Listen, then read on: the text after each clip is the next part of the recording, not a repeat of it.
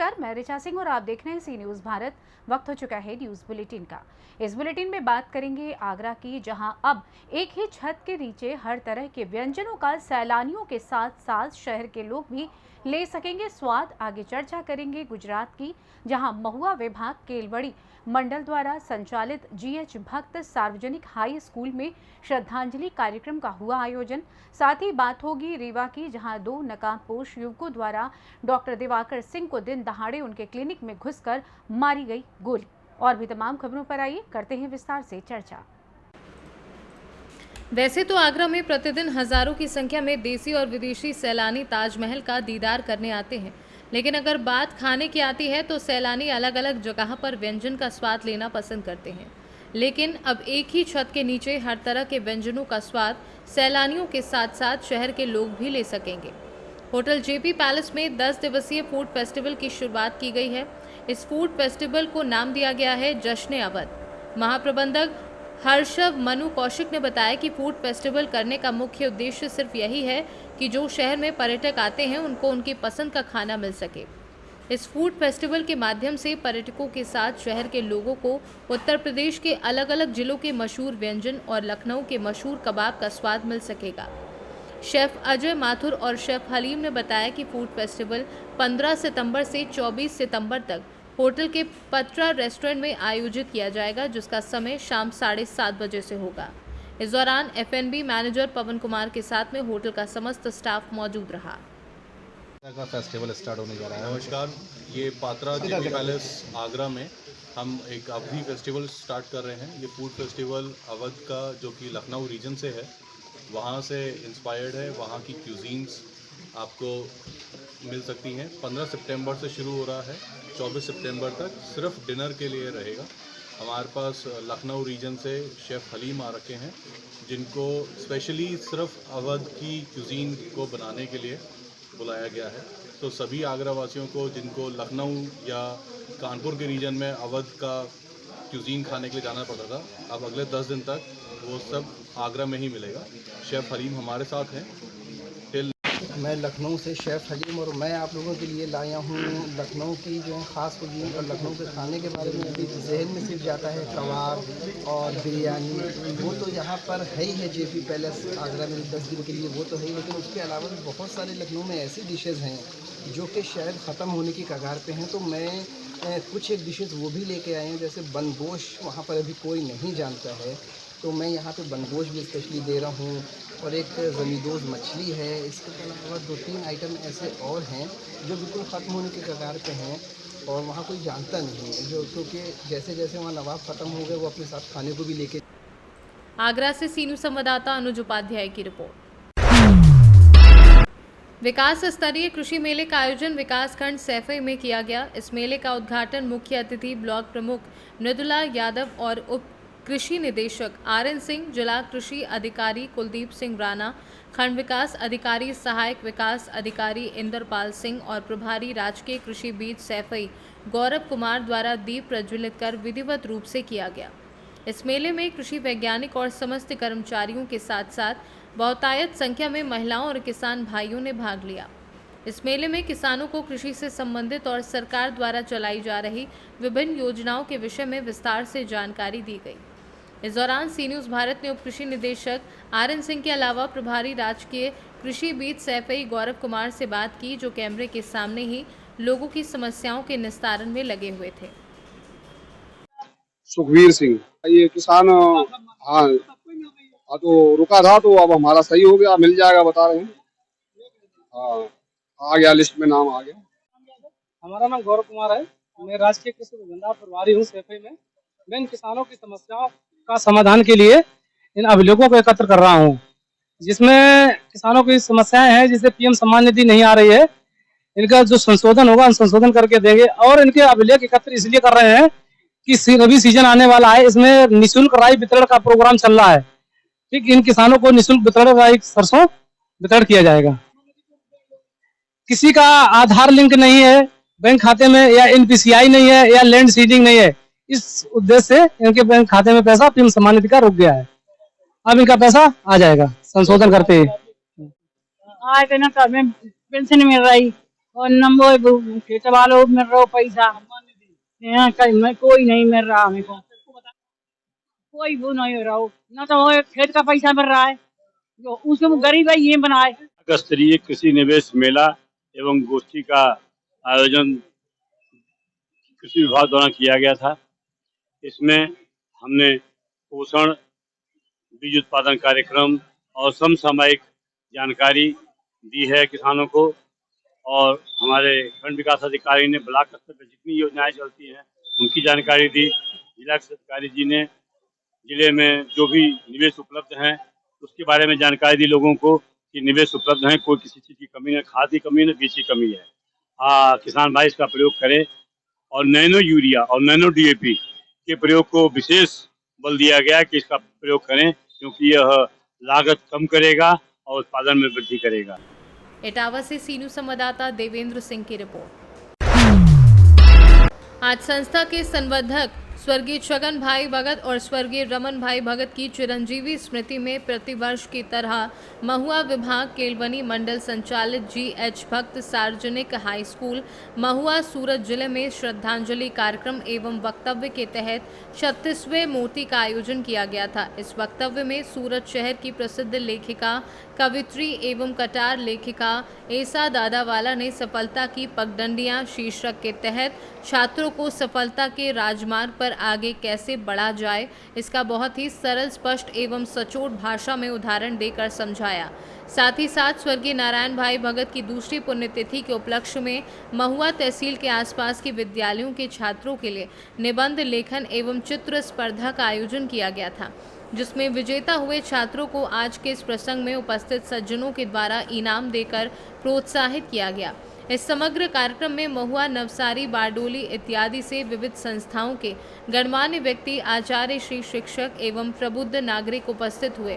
इस प्रसंग में महुआ विभाग केलवनी मंडल महुआ के मानद मंत्री जनक भाई देसाई, सहमंत्री गौराग भाई देसाई, उप प्रमुख गमन भाई धीमर, कैंपस डायरेक्टर परिन भाई मेहता और प्रधानाचार्य डॉक्टर ऋषिकेश भट्ट उपस्थित रहकर सभी को प्रोत्साहित किया था।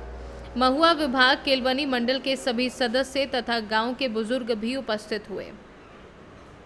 महुआ से सी न्यूज़ संवाददाता विमल पारेख के साथ राजू पारेख की रिपोर्ट। खबर मध्य प्रदेश के रीवा जिले के बैकुंठपुर थाना क्षेत्र से है, जहां पर डॉक्टर दिवाकर सिंह हर दिन की तरह अपने क्लिनिक में बैठकर मरीज देख रहे थे। गुरुवार करीब 12 बजे दो युवक उनकी क्लिनिक के सामने बाइक से रुके। दोनों ही युवकों के चेहरे ढके हुए थे। एक युवक बाइक पर ही सवार था, दूसरा युवक बाइक से उतरकर क्लिनिक के अंदर पहुंचा। उसने डॉक्टर से पूछा कि दिवाकर सिंह कौन है। उन्होंने कहा कि मैं ही हूं, बताओ क्या काम है। इतना सुनते ही युवक ने उन पर बंदूक तान दी और फायर कर दिया। गनीमत ये रही कि गोली कहीं और नहीं लगी, सिर्फ कान को छू कर निकल गई। वारदात को अंजाम देने के बाद दोनों युवक बाइक में सवार होकर सिरमौर की तरफ भाग खड़े हुए। घटना की सूचना तुरंत पुलिस को दी गई। पुलिस ने चारों तरफ नाकाबंदी कर युवकों की तलाश शुरू कर दी है। हालांकि अभी तक आरोपी युवक पुलिस की पकड़ में नहीं आ पाए हैं। वारदात किए जाने का कारण भी पता नहीं चल पाया है। घटना के बाद डॉक्टर दिवाकर सिंह को इलाज के लिए रीवा के संजय गांधी भेजा गया, जहां उनका उपचार चल रहा है। डॉक्टर खतरे से बाहर हैं। आइए सुनते हैं डॉक्टर ने मीडिया से घटना के बारे में क्या कुछ बताया है।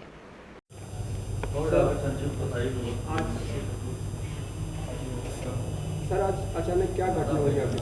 देखो, मैं 1974 से वहाँ क्लिनिक कर रहा हूँ। MBBS CC मेडिकल कॉलेज से मैंने 1973 में किया था। हम लोग शुरू की स्टूडेंट थे इस कॉलेज के। तो तब वहाँ हॉस्पिटल वगैरह नहीं थे। मैं यहाँ पार्षद था, तो नहीं पता, और चुनाव भी जीता था उस समय।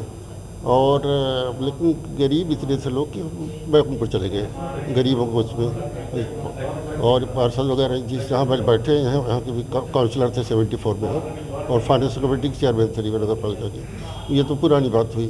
आज हुआ क्या कि मैं बैठा था क्लिनिक में, और किसी से मेरी कोई दुश्मनी नहीं है, प्रॉपर्टी संबंधी कोई दुश्मनी है। तो वो एक आदमी आया टट्टी बांधे, उसने पूछा कि डॉक्टर दिवाकर सिंह, या दिवाकर सिंह आप ही हैं? हमने कहा हाँ। और फिर तुरंत फायर कर दिया, 1 सेकंड रोके हुए बेटा। और मैं मेरे 1 सेकंड में समझ नहीं आया कि क्या कर रहा है। जब तक मैं दिमाग काम करे तो मैंने ये दावा खून को अपने खून बह रहा था, यहाँ से लगा चोट यहाँ तक गया, तो दावा हूँ अब उसका पीछा किया, दौड़ लिया। और 100 फीट सामने सिरमौर रोड है, मेरा कॉम्प्लेक्स छत वहाँ पर बड़ा, तो वो वहाँ पर एक आदमी वहाँ से पहले से बैठा था, वो भाग को उसी बैठ के दोनों लोग चले गए हैं।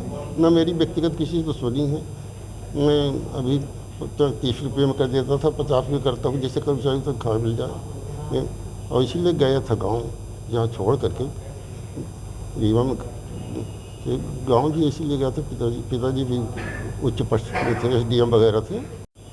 जी सर बताइए, क्या नाम है आपका? प्रभाकर सिंह।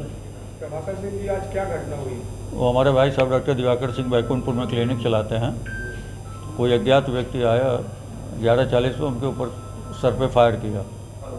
तो कैसे आए थे? बस कुछ नहीं, आया, पूछा कि आप दिवाकर सिंह कौन है, उन्होंने बताया तो गोली चला दी। क्या वो लोग फेस कवर कर रखे थे? वो सफ़ेद गमछे से सर बांध रखा था। क्या विवाद क्या था? कोई विवाद नहीं, कुछ नहीं मालूम। वो तो फायर किया और भाग गया, और फिर उन्होंने वो अपना खून निकल रहा था, फिर भी दौड़ के पकड़ने की कोशिश की, तो दोबारा कट्टा ताना, तो फिर वो रुक गए, वो भाग गए मोटरसाइकिल। एक मोटरसाइकिल स्टार्ट किए खड़ा था सड़क पे, सिरमौर रोड की तरफ भाग गए वो। कितने फायर किया? एक फायर किया और फिर भाग गया। अभी स्थिति क्या है? ठीक है, एकदम ईश्वर की कृपा, एकदम सही है। प्रशासन के द्वारा क्या कार्रवाई की गई? स्थानीय प्रशासन वो तमाम तुरंत TI वगैरह पहुंच गए, बैकुंठपुर के एडिशनल SP आ गए यहाँ पे बातचीत किए, वहाँ गए हैं, CCTV चेक करा रहे हैं, पता कर रहे हैं। जिस तरह से लगातार जिले में गोली फायरिंग का कांड हो रहा है, इससे पहले अमैया में हुआ, इससे पहले रायपुर में हुआ, इसके लास्ट गोली कांड यहाँ पर हुआ था हितान्नाथ शर्मा को उनके खुद के साथी के द्वारा।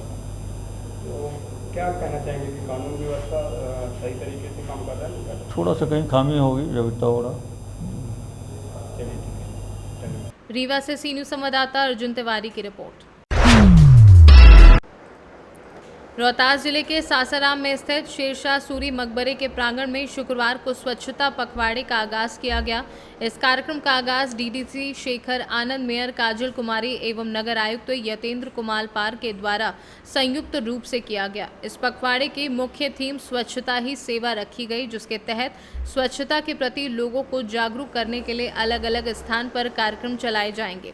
इस संबंध में नगर आयुक्त यतेंद्र कुमार पाल ने बताया कि इस तरह के कार्यक्रम पूरे बिहार में आयोजित किए गए हैं। इसका मुख्य उद्देश्य लोगों को जागरूक करना है। सासाराम शहर स्वच्छता के मामले में सबसे निचले पायदान पर है, लेकिन इस कार्यक्रम के माध्यम से शहर को एक अच्छे मुकाम पर लाने की कोशिश की जाएगी। उन्होंने कहा कि सासाराम शहर सभी के सहयोग से ही स्वच्छ हो सकता है। यहाँ इस अवसर पर स्वच्छता के क्षेत्र में बेहतर कार्य करने वाले कई पंचायत प्रतिनिधियों को सम्मानित भी किया गया। कार्यक्रम का संचालन DTO राम बाबू के द्वारा किया गया। कार्यक्रम में बड़ी संख्या में लोग उपस्थित रहे। कार्यक्रम किया गया आप लोगों के द्वारा, क्या है? आज से पूरे राज्य भर में स्वच्छता पखवाड़ा प्रारंभ हुआ है। उसी के आलोक में सासाराम नगर अंतर्गत भी स्वच्छता ही सेवा थीम के अंतर्गत स्वच्छता कार्यक्रमों की शुरुआत की गई है। आज जो शेरशाह सूरी मकबरा है उसके पास में श्रमदान का कार्यक्रम आयोजित कराया गया और वहाँ पर माननीय मेयर महोदया और DDC सर और अन्य पदाधिकारी उपस्थित थे। सभी लोगों के द्वारा श्रमदान दिया गया। जनता से यही अपील है और एक मैसेज देने का प्रयास किया गया कि स्वच्छता हमारी स्वयं की जिम्मेदारी है। इसमें न केवल नगर निगम का रोल है बल्कि प्रत्येक जो नागरिक है सासाराम का, उनका भी उतना ही महत्वपूर्ण योगदान है। आने वाले समय में हम लोगों का प्रयास है कि सासाराम जो अधिकांश बार देखा गया है कि सफाई के मामले में लगभग अंतिम पायदान पर आता है, उसको बदलते हुए एक नए सासाराम की तस्वीर आने वाले समय में नज़र आई। हमारा जो सासाराम शहर है साफ़, सुंदर और एक अनूठी मिसाल पेश करे सफाई के मामले में, जिससे कि न केवल सासाराम में सफाई एक अच्छी हो सके बल्कि राज्य स्तर पर भी सासाराम एक मिसाल पेश करे। रोहतास से सी न्यूज़ संवाददाता पंकज कुमार की रिपोर्ट। फिलहाल न्यूज़ बुलेटिन में बस इतना ही। देश दुनिया की तमाम खबरों की जानकारी के लिए आप देखते रहें सी न्यूज़ भारत। हर खबर आपके साथ, आपके हाथ।